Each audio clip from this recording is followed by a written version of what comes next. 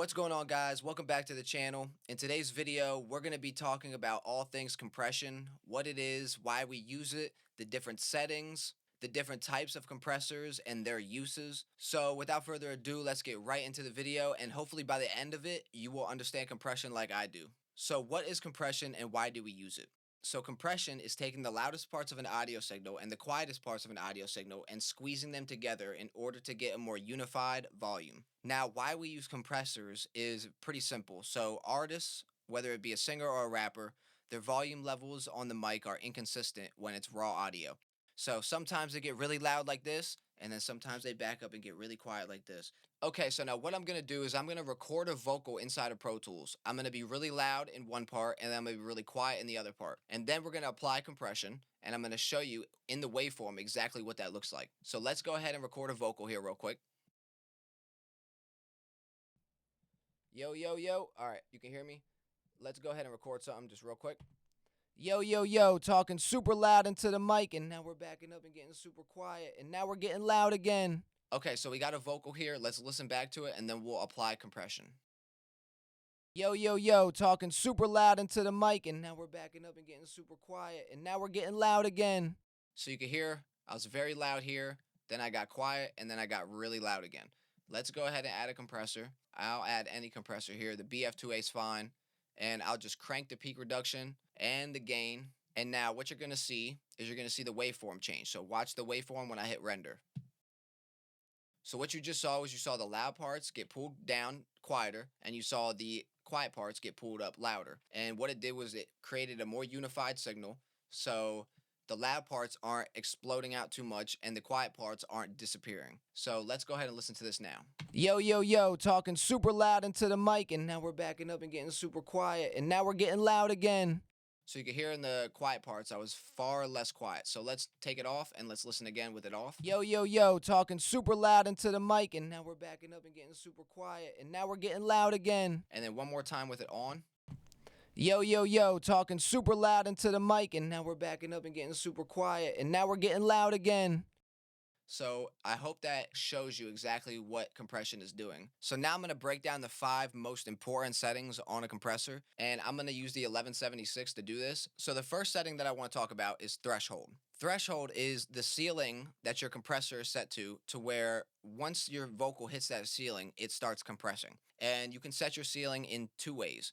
The first one is bringing the ceiling down to the vocal or bring the vocal up to the ceiling. So in the 1176's case, we're bringing the vocal up to the ceiling. Now in a different compressor, like I can show you here, in Neutron 5, you are bringing the threshold down to the vocal here. You would pull this down, the waveform would be here. Now when the waveform is coming up over top of the threshold, that's when it starts compressing. How fast, how slow it releases, and how much is determined over here. Now, let's go back to the 1176. On the 1176, you don't pull the threshold down to the vocal. You're pushing the vocal up into the already fixed threshold or ceiling.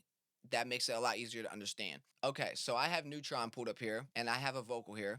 Watch what happens inside of Neutron when I hit play. Yo, yo, yo, talking super loud into the mic. Do you see these, the vocal right here going over top of the threshold, and then those orange things being pulled down? Yo, yo, yo. Okay, so what's happening here is when the vocal goes over top of the threshold, it's being compressed. The orange is the compression. Yo, yo, yo. So if I bring this up here, it's going to compress less. Yo, yo, yo, talking super loud into the mic.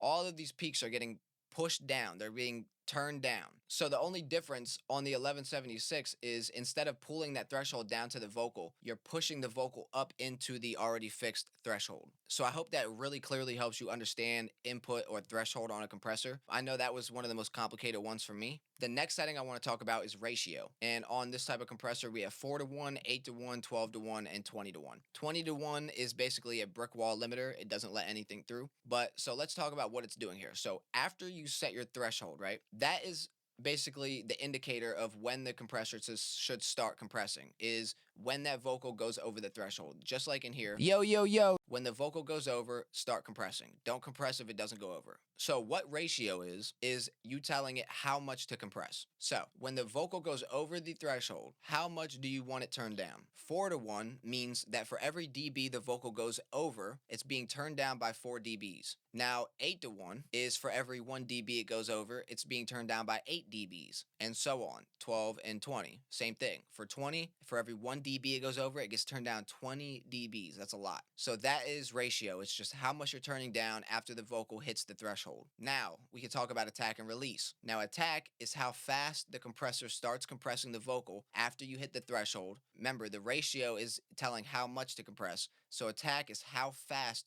to make that compression amount. Fast would be 7. Slow would be 1. It's different on other compressors. It's normally opposite. But on this compressor, fast attack is 7. So on a fast attack, when the vocal goes over the threshold, it's going to instantly hit the vocal and clamp down, leaving no transients, nothing like that. When you slow down the attack, what it's going to do is it's going to take longer to come in and compress the vocal, letting through initial transients and volume. So release on a compressor would be how fast or slow it releases the compression. So your vocal hits the threshold, the attack determines how fast it compresses. Now, while it's compressing, the release determines when to let go of the compression. Fast is 7, 1 is slow. So if you're on fast, what's going to happen is it's going to compress and it's going to let go right away. It's going to let the volume get loud. The slower the compressor, the more it's going to hold on to the volume and the more it's going to keep it quiet. So that is attack and release. Now, attack and release is the same thing on other compressors as well too. You have attack and release right here. There's attack and release on the Tube Tech right here. You have attack and release on the R compressor. There's attack and release. It's a common setting inside of a compressor. Now, the final setting that I want to talk to you guys about is makeup gain. So I was very confused about this setting when I was first learning it. I actually thought that makeup gain was something completely different. I thought it was you putting makeup on the vocal and making it sound better. I promise you that's what I thought it was. But yeah, so makeup gain is not that. Makeup gain is after you've got done compressing your vocal, it's going to be quieter because you've took the loud parts and brought them down closer to the quiet parts. So what you have to do then is then turn everything back up so it sounds the same in volume. And right here, this is the makeup gain. And on this compressor, it's a bit confusing. I'll show you it on some other ones. And makeup gain is also output on some compressors. So on the 1176, the makeup gain is the output. So after you've got your input and your attack and release and ratio figured out, then after all that's done and you're compressing the vocal, you're going to want to turn this back up so the vocal is the same volume. Another example of makeup gain would be here on the Rvox right here. Gain or output, makeup gain, whatever you want to call it. So after you have compressed the vocal is going to be quieter. So this is your makeup gain. You would push this back up. That's makeup gain. Another example of makeup gain on the Tube Tech would be right here, the output volume. After you're done setting your threshold, attack, and release and all that, then you would push this back up so you have the correct audio level. So that is the 5 main settings of a compressor. I hope this is helping you guys out. I'm just trying to explain it as clearly as possible. So now what I'm going to do is I'm going to go over the 5 different types of compressors, and we're also going to talk about different compressors and where they fit into those categories. So the first category is going to be the FET compressor or the field effects transistor. So what that means is that this type of compressor is completely solid state. So it has no tubes. It runs completely off of transformers. So different types of FET compressors would be, first off, the famous 1176 is the most famous FET compressor. Then we have ones like the MC77. This is like a stock version. And then we have the BF3A, or the non-stock version would be the LA3A. That's another FET compressor. And we use these types of compressors for their speed. So these compressors are really good at catching transients or really loud portions of a song where just a artist gets really loud really quickly. Not really overall leveling compressors. Really good for just catching initial thwacks and transients. Great on snare drums, vocals, all types of things like that. Now, the next type of compressor is an opto compressor or an optical compressor. And what this is a type of really smooth leveling compression. So instead of just catching the initial transient super fast, this compressor is much slower and it acts as more of a leveler. So it gets everything into a unified level really well. And that's why I picked the BF2A for the experiment, because it is a leveling compressor. And as you can see up here, we ran the experiment with the BF2A up here. Okay, so different opto compressors. The most famous one, the two most famous, are the TubeTech CO1B. This is an optical compressor. It's very musical, it's very buttery, and it's very just smooth. Now, another one, a legendary one, is the LA2A. Both compressors are absolutely fire. This one has more of a vintage feel to it, and TubeTech is more of like a creamy type of compression. Now, the LA2A has a fixed ratio and attack and release. All this is driving up into the threshold, the ceiling, and then adjusting the makeup gain. That's the entire spiel of that plugin. Now, for TubeTech, it's a little bit more in depth. You can control the attack and release, and you could do that multiple ways. You could do that with fixed manual, or manual. Manual means you do it yourself. Fixed means that you don't have to mess with these because it is a fixed attack and release inside of the plugin. And then fixed manual is both of those combined. So the plugin is also putting its input on what you say should be the attack and release. And then we have the ratio, threshold, compression, output signal, input signal. So those are the two most famous optical compressors. And like I said, those are used for leveling and just for making the vocal sound really nice and creamy and smooth.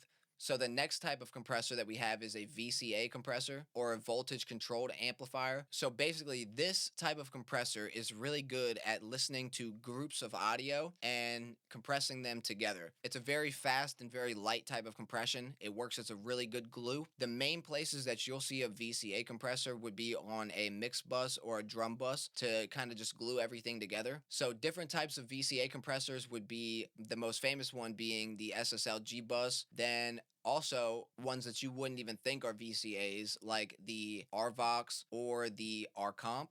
They're both VCA compressors.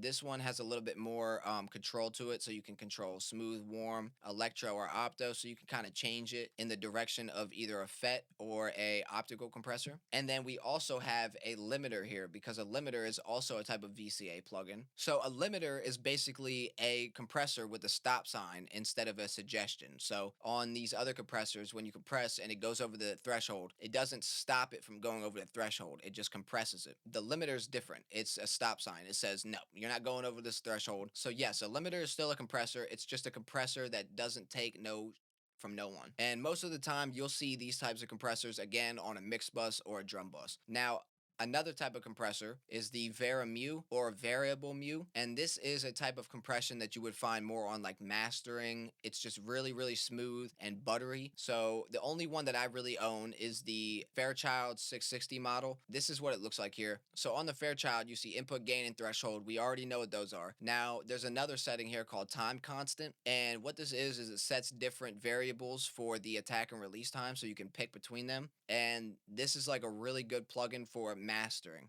So you'll see a lot of these on mastering chains. The 660 and the 670 specifically, they're just legendary Vari-Mu compressors. And then the last type of compressor that we have yet to talk about is the multi-model digital compressors. This is a new type of compressor that we didn't have not that long ago. And this is the type of compressor like Neutron 5 here. Neutron 5 is a multi-model digital compressor because it can switch between opto, FET, VCA, and you can switch those out between these settings here. Now, modern and vintage. Vintage would be like an opto, modern, more FET, and punch, maybe like VCA. So that is the 5 different types of compressors, the compressors in the categories, and their uses. If you found this video helpful, leave a like and subscribe to the channel. Comment below if you think I missed anything. I'll be sure to cover that on the next video. I appreciate you guys for watching. Also, I'm going to be at Mixnick this year, 2026, in Atlanta, Georgia. So if you guys are planning to be there and you have been supporting my channel, come up, say what's up to me. I want to meet you guys. So I appreciate you guys for watching the video. I have a preset pack on my website for the TubeTech if you want to go check that out. It'll help you out with getting really good compression for your vocals. But I appreciate you guys for watching. I'm going to get out of here, and I will see you guys on the next video.